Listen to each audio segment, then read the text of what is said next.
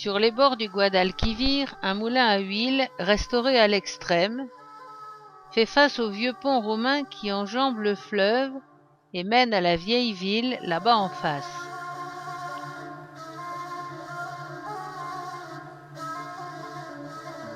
Dans cette région, grande productrice d'oliviers, ils sont nombreux, comme ici le moulin arabe à la roue dentée,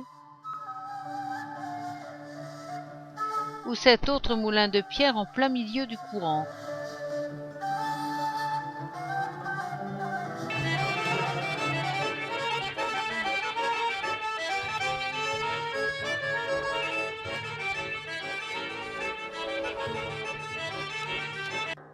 L'arc de triomphe qui ouvre la ville date de 1570. Avec ses 4 colonnes doriques et son linteau arrondi, il est dédié à Philippe II d'Espagne. Le mur de la Médersa, avec ses cellules Oujda décorées de fresques.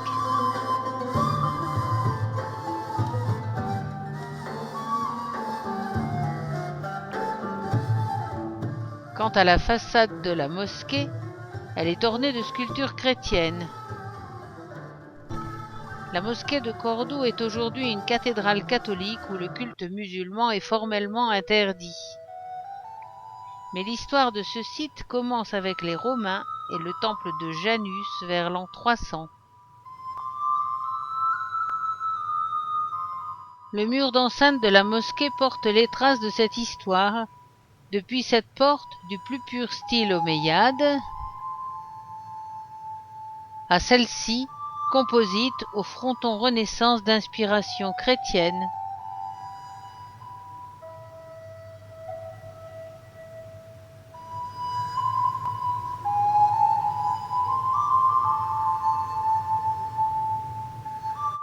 Une colonne romaine de l'ancien temple de Janus dont les matériaux ont été réutilisés pour la construction de la mosquée et qui parle du divin César.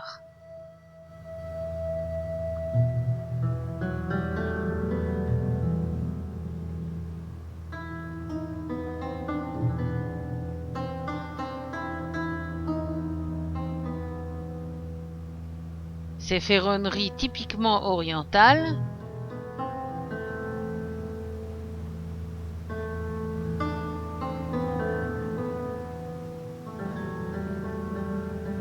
et jusqu'au minaret dont la flèche d'origine a été englobée dans une construction massive de style Renaissance, adornée de statues et de fresques d'inspiration chrétienne.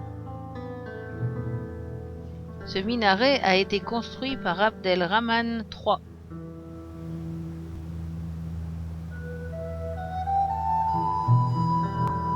La cour des Orangers, où se trouve la fontaine des ablutions. En l'an 572, les Wisigoths s'emparent de la ville de Cordoue.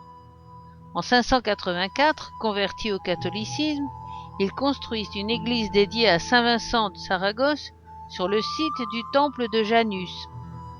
Cette église prospère, un monastère y est adjoint. Mais dès l'an 714, après la conquête de la ville par les Arabes, le site de l'église Saint-Vincent est peu à peu transformé et en 786 débute la construction de ce qui deviendra la grande mesquita de Cordoue. Les matériaux de l'église et de l'ancien temple romain sont recyclés. 4 générations d'émirs vont se succéder, chaque génération ajoutant bâtiments et décors à l'aide d'architectes de Damas, leur ville d'origine, et d'artistes byzantins, pour finir par créer ce pur joyau d'art omeyyade. La mesquita de Cordoue, en taille et en importance, était la seconde après celle de la Mecque. À l'entrée, la salle de prière transformée en chapelle de style baroque surprend. En face, la forêt des colonnes de la première mosquée.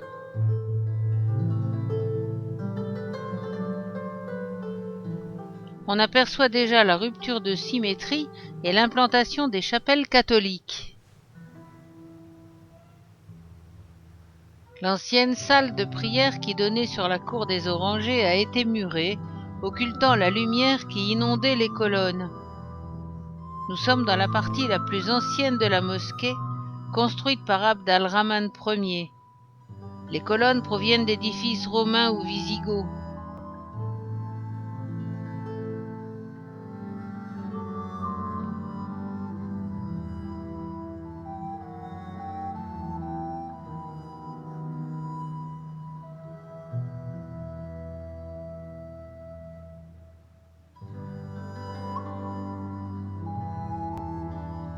Dans cette partie, le plafond très haut aux poutres de bois de mélèze sculptées et dorées est soutenu par des colonnes aux chapiteaux tous différents, surplombées par des arcades doubles, bichromiques, en arc plein, brisé ou polylobé.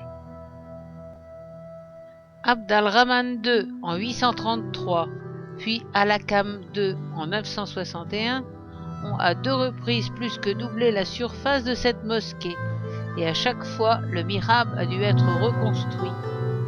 Le dernier agrandissement date de 987. Il est dû à Al-Mansour.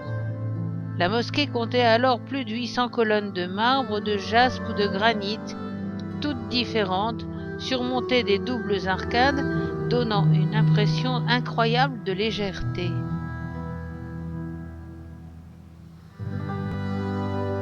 Les chrétiens chassèrent les Arabes de Cordoue en 1236 et la mosquée redevint église.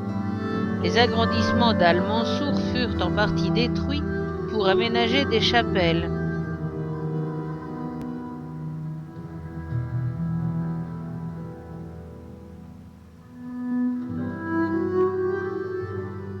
Incrustée dans la mosquée, la chapelle de l'Immaculée Conception, au dôme et au plafond entièrement peints.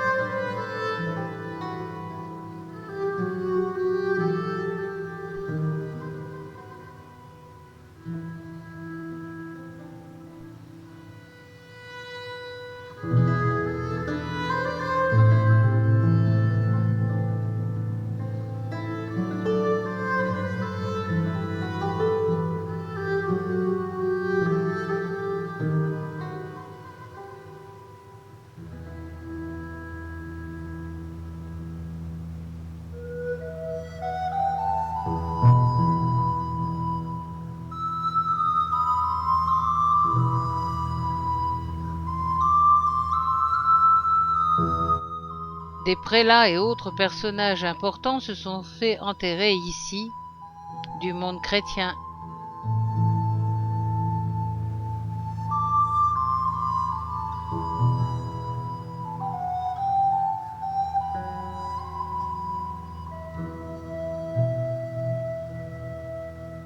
On approche de la cathédrale.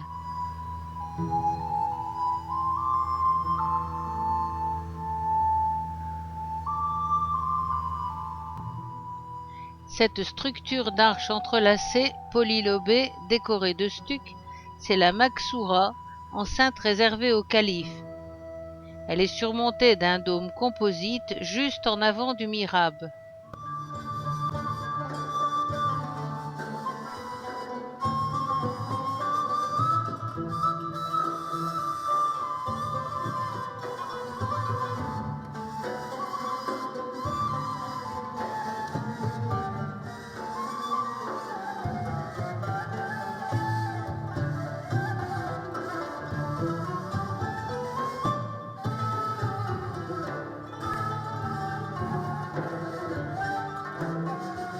Et on s'approche du mihrab. Flanqué de 2 ailes minutieusement décorées, la partie centrale est une coupole de marbre blanc, décorée de mosaïques dorées inspirées de l'art byzantin. L'empereur de Byzance, Nicéphore II, ayant fourni les artistes à la demande du calife Al-Hakam II. Les motifs sont végétaux ou représentent des versets du Coran dorés sur fond bleu. Le mihrab n'est pas orienté par rapport à la Mecque, mais par rapport à Damas.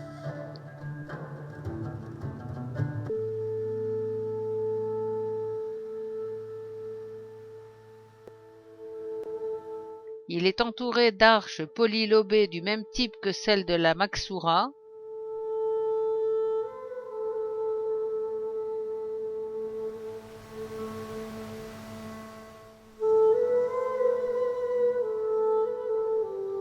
Et le dôme doré qui le surplombe laisse sans voix.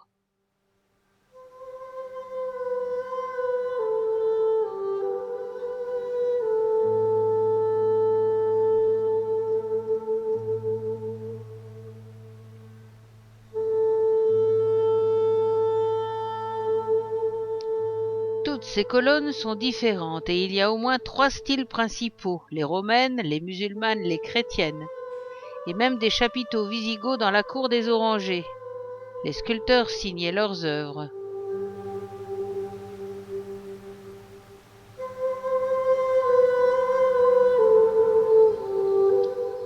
Et voici les signatures des principaux artisans qui ont sculpté ces colonnes.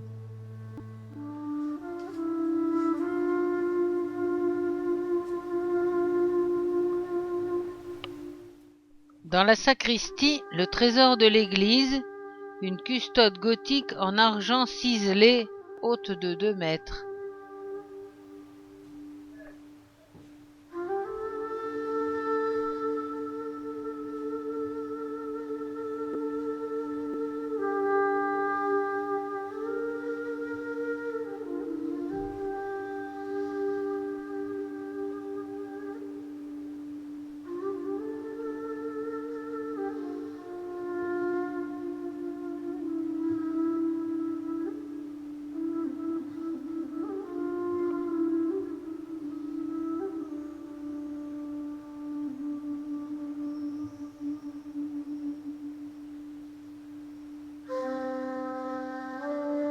Mais l'autre côté de la porte a gardé son style d'origine.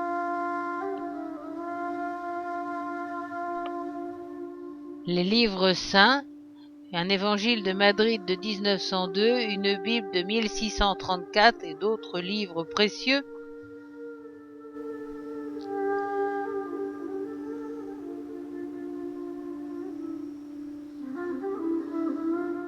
et sans transition, la chapelle du sanctuaire, au décor surchargé, peint par un Italien de la Renaissance.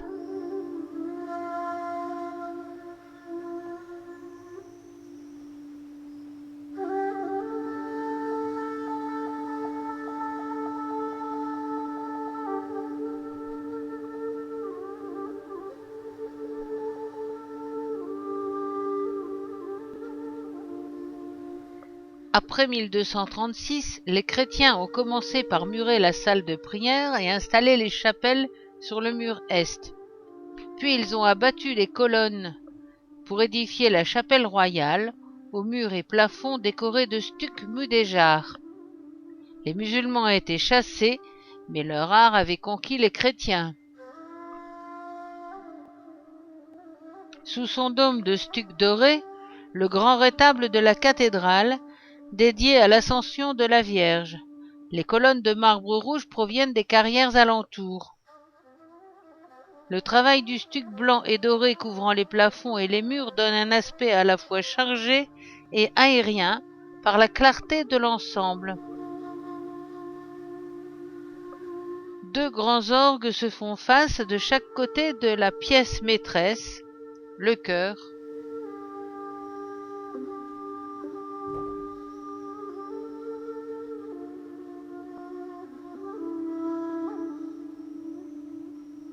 Le chœur a été construit par Hermine Ruiz Père et sculpté, ainsi que les stalles de bois sombre, par Pedro Duque Cornejo.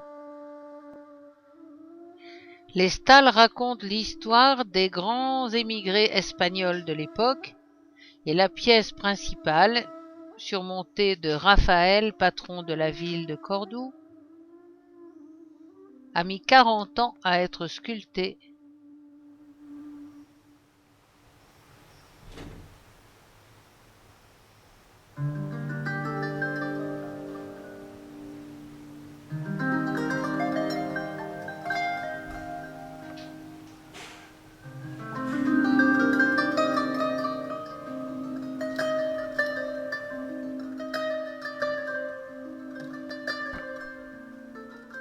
La cathédrale est un bel édifice Renaissance, mais bien sûr, on ne peut que regretter la destruction de cet ensemble exceptionnel dont les vestiges fabuleux permettent d'imaginer la perfection à l'origine.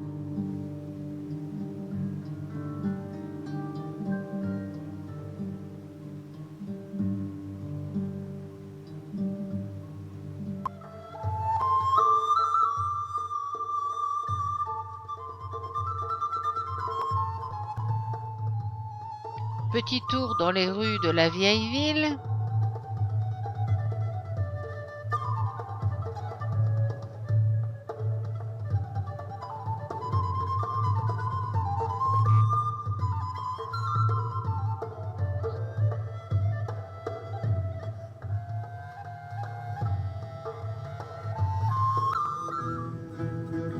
À l'intérieur de l'office de tourisme a lieu une exposition de céramique de la région et des régions voisines de l'Andalousie. Cet office abrite aussi les vestiges d'une ancienne église, maintenant désaffectée, dont il reste quelques œuvres en exposition.